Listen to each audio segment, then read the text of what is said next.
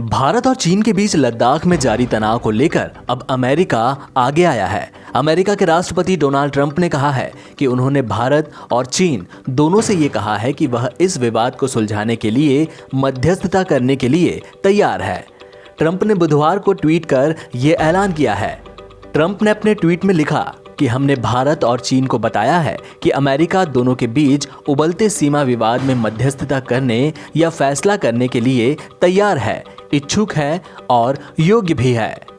आपको बता दें कि भारत से लगती सीमा पर सैन्य झड़पों के बाद चीन ने अपने सैनिकों को बड़ी संख्या में सीमा के पास तैनात कर दिया है। ताजा तनाव तब शुरू हुआ जब चीन ने भारतीय सीमा में चल रहे निर्माण कार्य पर आपत्ति जताई। दरअसल लद्दाख में साल भर पहले एक सड़क बनकर पूरी तैयार हुई है। यह काम बेहद कठिन और चुनौतीपूर्ण हालात में संपन्न हुआ, जिसके बाद से चीन झल्लाया हुआ है। इस तनावपूर्ण स्थिति के बीच चीनी विदेश मंत्रालय ने बुधवार को कहा कि भारत के साथ सीमा पर हालात पूरी तरह स्थिर और नियंत्रण योग्य है।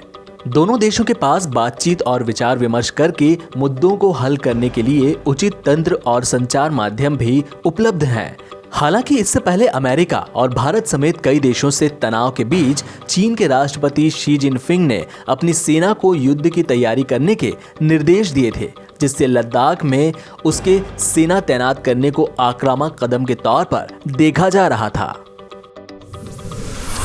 भारत और नेपाल के बीच सीमा विवाद भी लगातार बढ़ता ही जा रहा है।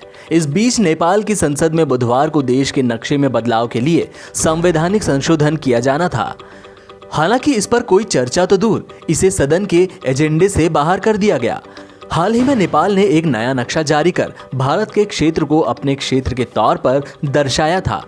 जब तक संवैधानिक तौर पर इस नए नक्शे को मान्यता नहीं मिल जाती, इससे वैध नहीं माना जा सकता।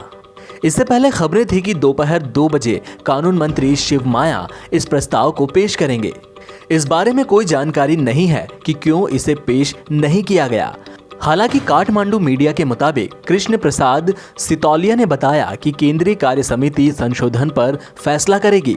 फिलहाल के लिए इसे रोक दिया गया है। संशोधन को पारित कराने के लिए 2/3 बहुमत की जरूरत होती है। प्रधानमंत्री केपी शर्मा ओली ने मंगलवार को एक सर्वदलीय बैठक बुलाकर इसे सर्वसम्मति से पारित करने की अपील की थी।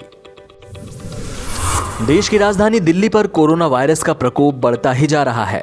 मंगलवार को जहां एक उम्मीद जागी थी कि हफ्ते भर बाद 500 से कम केस आए थे, वहीं बुधवार को जो आंकड़े आए हैं उससे दिल्ली सरकार को बड़ी टेंशन हो गई है। पिछले 24 घंटे में दिल्ली में 792 नए केस सामने आए हैं, जो कि एक रिकॉर्ड है। यहां अब कुल मामलों की संख्या 15,275 हो गई है, जिनमें से 7,690 एक्टिव केस हैं। दिल्ली सरकार की तरफ से जारी बुलेटिन के मुताबिक दिल्ली में अब तक कोविड-19 पीड़ित 303 मरीजों की मौत हो चुकी है। दिल्ली में कोरोना से रिकवर होने वाले मरीजों की संख्या बढ़ रही है। पिछले 24 घंटे में 310 मरीज ठीक हुए हैं और उन्हें अस्पताल से छुट्टी दे दी गई है। दिल्ली के कुल 15,257 कन्फर्म मामलों में से 7,264 रिकवर हुए हैं। अगर यही ट्रेंड जारी रहता है और नए केसेस नहीं बढ़ते हैं तो दिल्ली का रिकवरी रेट 50% के पार जा सकता है। ऐसा हुआ तो दिल्ली में रिकवर्ड पेशेंट्स की संख्या एक्टिव केसेस से ज्यादा हो जाएगी। कुछ मीडिया संस्थानों की तरफ से लॉकडाउन के 5वें दौर को लेकर तरह तरह के बदलाव किए जा रहे हैं। इस पर केंद्रीय गृह मंत्रालय ने स्पष्ट किया है कि इस तरह के दावों में कोई दम नहीं है। गृह मंत्रालय ने अपने स्पष्टीकरण में साफ कहा है कि लॉकडाउन के 5वें चरण की खबरें बिल्कुल बेबुनियादी हैं। ध्यान रहे कि लॉकडाउन की रूपरेखा राष्ट्रीय आपदा प्रबंधन प्राधिकरण तय करता है। दरअसल एक मीडिया संस्थान ने पीएम मोदी के रेडियो कार्यक्रम मन की बात को लेकर खबर प्रकाशित करते हुए संभावना जताई थी कि पीएम 31 मई को अपने इस लोकप्रिय कार्यक्रम में लॉकडाउन के 5वें चरण का ऐलान भी कर सकते हैं।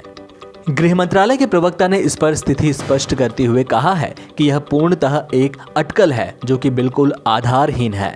प्रवक्ता ने ट्वीट कर कहा कि इन अटकलों को गृह मंत्रालय के साथ जोड़ना उचित नहीं है।